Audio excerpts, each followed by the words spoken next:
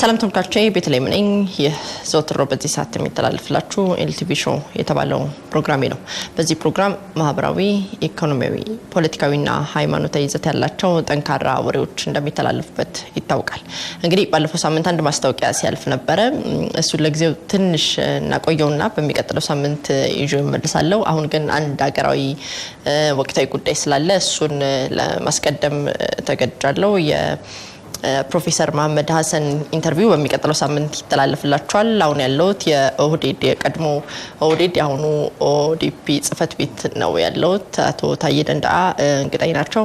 አቶ ታዬ ደንደአ የኦዲፒ ማዕከላዊ ኮሚቴ አባል ናቸው። በኦዲፒ ማዕከላዊ ኮሚቴ ጽህፈት ቤትም የህዝብ አስተያየትና የህዝብ ግንኙነት ዲፓርትመንት ኃላፊ ናቸው። ሀሳባቸውን እንድትሰሙ እንድትከታተሉ ጋብዛለሁ።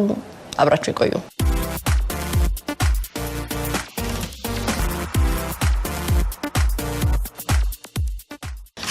አታዬ እንኳን ደህና መጡ ወደ እኔ ፕሮግራም በድጋሚ። እኔም ስለመጣችሁ አመሰግናለሁ። ቢሮ ነው የመጣሁት። በዚህ አስቸጋሪ ሁኔታ ውስጥ ለቃለ መጠይቁ ፈቃደኛ ስለሆኑ እንደ ሀገርም እንደ ድርጅትም አስቸጋሪ ሁኔታ ውስጥ እንዳለን ይታወቃል። እንደዛም ሆኖ ግን ለቃለ መጠይቁ ፈቃደኛ ስለሆኑ ከልቤ አመሰግኖታለሁ በተመልካቾቼ ስም። እግዚአብሔር ይስጥልኝ። እንግዲህ ወቅታዊ ጉዳዮችን የሀገራችን ወቅታዊ ጉዳዮችን እናነሳለን። እነሱን የግድ መዳሰስ ይፈልጋል እና እንደ ሀገር ወዴት እየሄድን እንዳለን እንደ ድርጅት ማስታወቅ ስለሚያስፈልግ ነው። እስቲ በመጀመሪያ ጥያቄን ማድረገው የፌስቡክ ገጾት ላይ የሚጽፉት አወዛጋቢ ነገሮች አሉ። እንደ ግለሰብ ነው የሚጽፉት ወይስ እንደ ድርጅት ነው? በፌስቡክ ገጽ ላይ የሚጽፋቸው ነገሮች እንደ ግል ነው። እሱ እዛ ላይም አስታውቄ የሚጽፍባቸው ሁኔታዎች አሉ።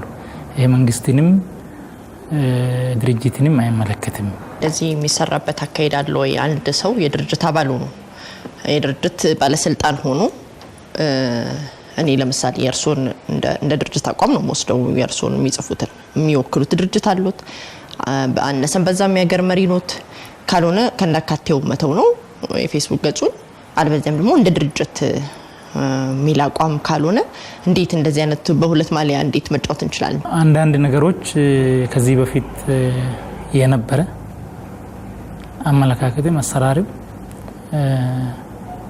አለ ግን ደግሞ ያልታወቁ ያልተለመዱ ነገሮች ቢደረጉም ሊገርም አይገባም ማለት ነው። አንድ ነገር ከዚህ በፊት ዓለም ላይ ያልነበረም ማለት አሁን አይኖርም ወደፊትም አይመጣም ማለት አይደለም። ዞሮ ዞሮ እኔ ድርጅት ውስጥም ሲሄድ ከድርጅት ውጭም ሲሆን እኔ ነኝ ኖርማሊ እዛም እዚህም ማራምደው አቋም ያው ነው።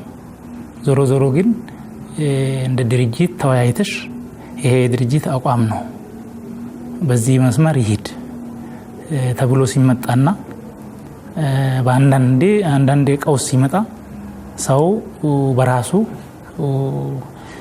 በመሰለው በገባው መሰረት በዛ ክራይሲስ ወቅት ማኔጅ ማድረግ ይችላል ማለት ነው። ጽሁፎች እንደ ንግግር አይደለም የሚተረጉሙ በፈለገው ሰው አቅጣጫ የሚበታተናቸው ይታወቃል። ይሄ እሱን ማብራሪያ ይሰጡኛል ለምን ያሉበትን ምክንያት። ግን እንደ ድርጅት አሁንም ልመለስና የድርጅት አባሎች የድርጅት ባለስልጣኖች የድርጅት ኃላፊዎች ሀገር የሚመሩ እንደርሱ ያሉ ሰዎች ብድግ ብለው መርህ ጥሰው የሚፈልጉትን የሚያደርጉና ወይም ደግሞ ሀገር ያረጋጋል ብለው የሚጽፉ ከሆነ ያለምንም ምክክር ድርጅቱ በእብሪተኞች ተሞልቷል ማለት ነው?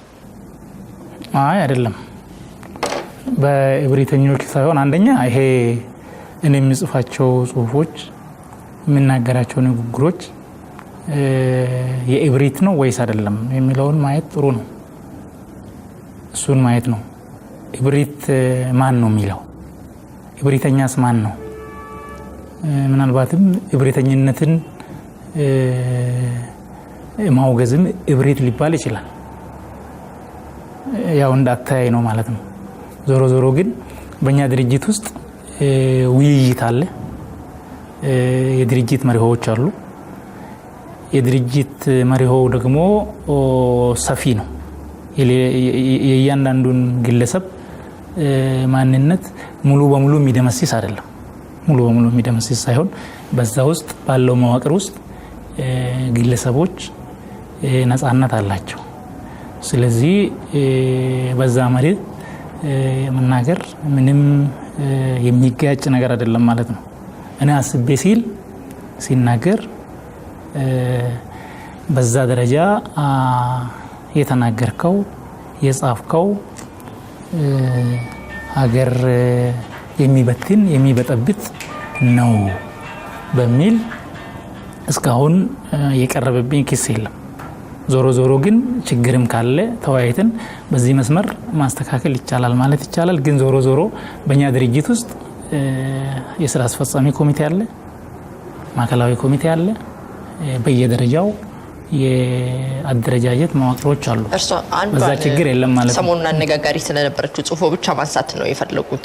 ወደሱ ገና አልመጣሁም፣ በእርግጥ ወደ ዝርዝሮቹ ገና አልመጣሁም። ግን በፌስቡክ ገጾ ላይ ከዛሬ አመት ጀምሮ ነውጡ በመጣበት ጊዜ ጀምሮ የሚጽፉትን ጽሁፎች ለማለት ፈልጌ ነው እንጂ እርሶ ነጥለው እብሪተኛን መናገር እብሪተኛ ሊያስብል ይችላል ያሉበትን እሷን ነጥባ አግኝቻታለሁ። ግን እኔ ወደሱ አልመጣሁም። ወደሱ ሳይሆን ገና ከመጀመሪያው ጀምሮ ከመፈንቅለ መንግስት ሙከራ ነው ተብሎ ከሚታሰብበት ቀድሞ ከኦነግ ወደ ሀገር ሲገባ ከነበረው አገሪቱ ላይ ከነበረው ግጭት አንስቶ እስከ ሰሞንኛው ድረስ አጻጻፎት ድርጅቱን ይወክላል የድርጅቱ አቋም ነው ወይ ብዬ መጠየቅ የፈለኩት ለዛ ነው እንጂ እርሱ አንዷን ብቻ መዘው እንዳሉት ወደዛ ገና አልመጣሁም። ስለዚህ የሚጽፉት በግሉ ነው። ዞሮ ያ የድርጅት የራሱ ፔጅ አለው። በዛ ፔጅ ላይ የሚጻፈው ጽሁፍ በውይይት የሚለቀቅ ነው። ውይይት በዚህ መስመር መሄድ አለበት ተብሎ በመሪው መሰረት በድርጅቱ እንትን የሚሄድ ነው። ከዛ ባሻገር ግን እኔ የድርጅት አባል ቢሆንም የግል ማንነቴን ደግሞ አለኝ ማለት ነው። እኔ ብቻ ሳይሆን ለምሳሌ እነ ጋንዲም የኢንዲያን ናሽናል ኮንግረስ አባል ቢሆኑም የግላቸው ደግሞ ማንነት ነበራቸው።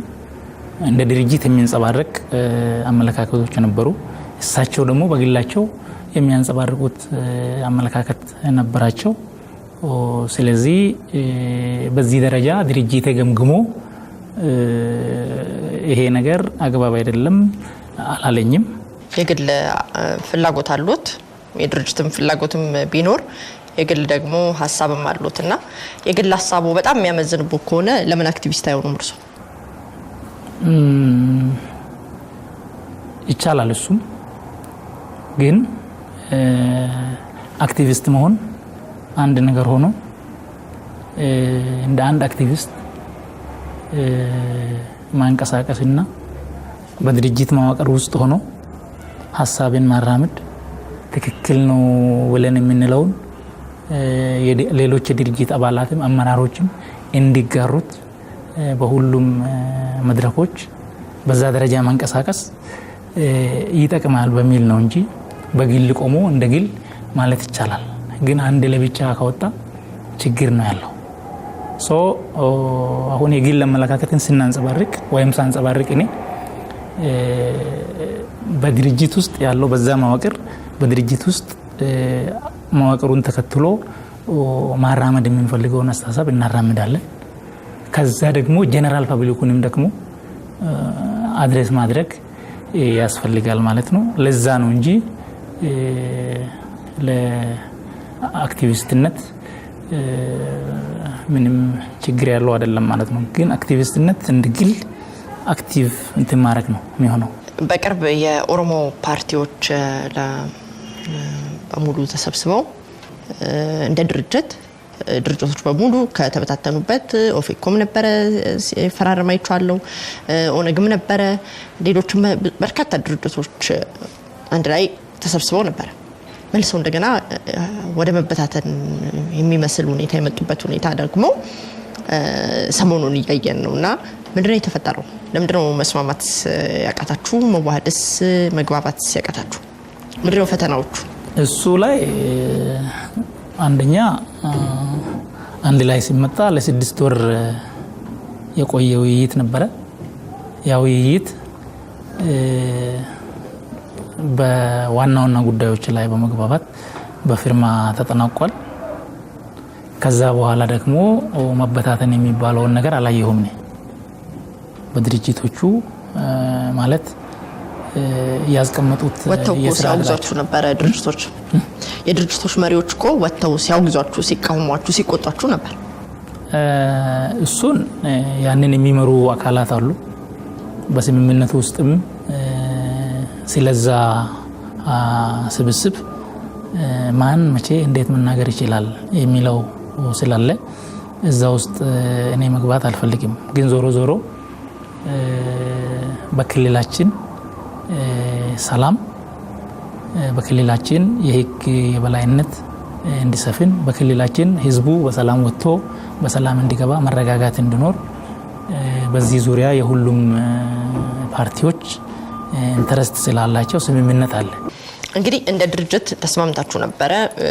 የኦሮሞ ህዝብንም ፎይ ያስባለ ለጊዜውም ቢሆን ደስ የሚልም ክስተት ነበረ። ብዙ ሰው ይመኘውም ስለነበረ የኦሮሞ ፓርቲዎች በሙሉ ሰብሰብ ብለው ለህዝባቸው የተሻለ መፍትሄ እንዲወልዱ በህብረት ሲመኝ የነበረበት ሁኔታ ነበረ። እንግዲህ የአንድ ቋንቋ ተናጋሪዎች፣ አንድ ባህል ያላችሁ፣ ለአንድ ህዝብ የምትታገሉ ኦህዴድ ደግሞ በታሪክ አጋጣሚ አገር መምራት የቻለ የአማራውም፣ የትግሬውም፣ የደቡቡም፣ የሀረሪውም፣ የሶማሌውም መንግስት አባት መሆን የቻለ ድርጅት ሆኖ እንደወጣ ያው የሚታወቅ ነው። እናንተ ሳትስማሙ፣ እናንተ እርስ በርሳችሁ ሳትፋቀሩ አገር እንዴት አድርጋችሁ ነው የምትመሩት? እናንተ በጋራ አንድ ላይ መዋሃድ አቅቷችሁ፣ እናንተ አመል ለአመል ተቻችላችሁ፣ ባህሪ ለባህሪ ተቻችላችሁ፣ ህዝቦችንም ራሳችሁ ተቀራርባችሁ የሚሻገር ፍቅር የሚሻገር ህዝቦችን በሙሉ የሚያቅፍ ነገር መስራት ያልቻላችሁ ሰዎች እንዴት ነው ሀገር የምትመሩት? እንዴት ነው ለሀገር መፍትሄ የምታመጡት? አቶ ታዬ ባኮ፣ አንደኛ መፋቀር፣ መዋሃድ፣ መቀራረብ፣ መነጋገር፣ አንድ መሆን ያልቻላችሁ የሚለው ነገር እሱ መስተካከል ያለበት እይታ ነው። ማንኛውም ፓርቲም ይሁን ኢቭን በአንድ ፓርቲ ውስጥም በሁሉም ጉዳዮች ሰው መስማማት አይችልም። ዋናው ጉዳይ ሰዎች በአንድ ሀገር ውስጥ የተለያየ አመለካከት ቢኖራቸውም የተለያየ ማንነት ቢኖራቸውም ግን በመሰረታዊ ጉዳዮች ላይ በሀገር ህልውና ጉዳይ ላይ ተስማምተው መሄድ መቻል አለባቸው። ይሄን እንገነዘባለን። ይሄ እንዲሆን ደግሞ እንደ መንግስት ያው ኦህዴድ ሀገር እየመራ ነው፣ የድርሻ ወይም የአንዳንድ የቦታ እንትኖች ሊኖሩ ይችላል። እሱ ግልጽ መሆን አለበት። ግን በኢትዮጵያ ውስጥ በኦሮሞ ማህበረሰብ ውስጥ አንድነት ይመጣ ዘንድ፣ መነጋገር ይመጣ ዘንድ፣ ሁሉም የመሰለውን አስተሳሰብ እንዲያራምድ፣ ህብረተሰቡን ጋር እንዲደርስ፣ የውይይት መድረክ እንዲስፋፋ፣ ሰው መወያየት እንዲችል ሁሉንም ሁኔታ የቻልነውን ሁሉ አድርገናል ማለት ነው። ዞሮ ዞሮ ምንድነው ሀገር እየተመራ ነው። ዲሞክራታይዜሽን ፕሮሰስ ላይ ነን። ጀመረና የሚመራው ቦታዬ ሀገር እንደዚህ ነው የሚመራው። በእውነት አደራውስ ለእናንተስ የተሰጣችሁ በዚህ መንገድ እንድታረጉት ነበረ? የኦሮሞ ህዝብ በእውነት ይቅር ብሏችሁ አልነበረም ወይ? ኦህዴድ ተለውጭ ያለው ሲል፣ ለህዝቡ አጠገብ ቆም ያለው ሲል፣ ለህዝቡ ታገዳለው ሲል በእውነት የኦሮሞ ህዝብ ይቅር አላለውም ወይ? በእውነት የኦሮሞ ህዝብ እንደገና አቅፎ ከናንተ ጋር ልጆቻችን ናቸው ብሎ በእውነት ወደዚህ ለውጥስ አልመራችሁም ወይ? እንዴት እንደገና ተመልሳችሁ ትገሉታላችሁ? እንዴት እንደገና ተመልሳችሁ ወታደር ትልኩበታላችሁ? እንዴት እንደገና የኦሮሞ እናት ዘንድሮም ልጇን ትቀብራለች? አቶ ታዬ አገር እንደዚህ ነው የሚመራው? በእውነት ተለውጣችኋል እናንተ? እሱ ነገር ግልጽ መሆን አለበት። በጣም ተለውጠናል፣ እጅግ በጣም ተለውጠናል።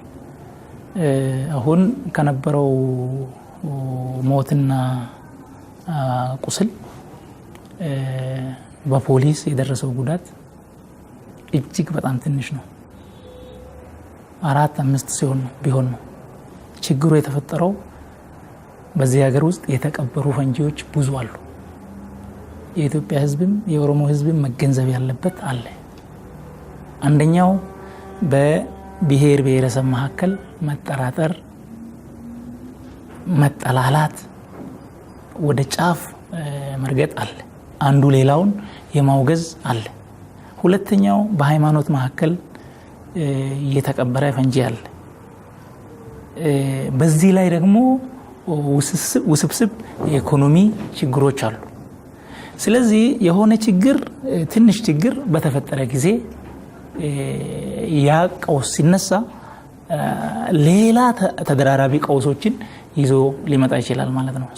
ወታደር የምንልከው ፖሊስ የሚሄደው ህብረተሰቡን ለመጉዳት ሳይሆን በዛ አካባቢ በህብረተሰቡ ሰላማዊ ሰልፍ በወጣ ጊዜ ያንን አስታኮ የሚዘርፉ አሉ፣ ያንን አስታኮ የሚገሉ አሉ። እሱን ለመቆጣጠር ነው። እሱን ደግሞ ማድረግ ነበረብን፣ ማድረግ አሁንም ይኖርብናል። ይሄ በዛ ደረጃ ወደ ጫፍ ተወስዶ ዛሬም እንዴት ነው ዋናው ችግር እሱ አካባቢ ለምን ነው ወደ ቀውሶ የመጣ ነው? ለምሳሌ ማን ነው ያመጣ? እሱን ማየት ጥሩ ነው። ምክንያቱም አታቋርጭኝና እኔም እንትን አለኝ ማለት ነው። አሁን ከዚህ በፊት አንድ ወቅት ላይ አምና ነው እርግጠኛ ነኝ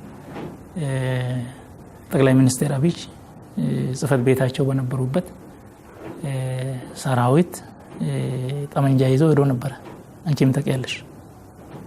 ያ ሲሆን ጠቅላይ ሚኒስትሩ ማታ ላይ መግለጫ ሲያወጣ ሰራዊቱ እኔን ለማነጋገር ነው የመጣው፣ ተነጋግረን ነገሩን ፈተን ገብቷል ነው ያሉት። ለምንድን ነው የነበረውን ሁኔታ እንደነበረ ማውረድ ይቻል ነበረ?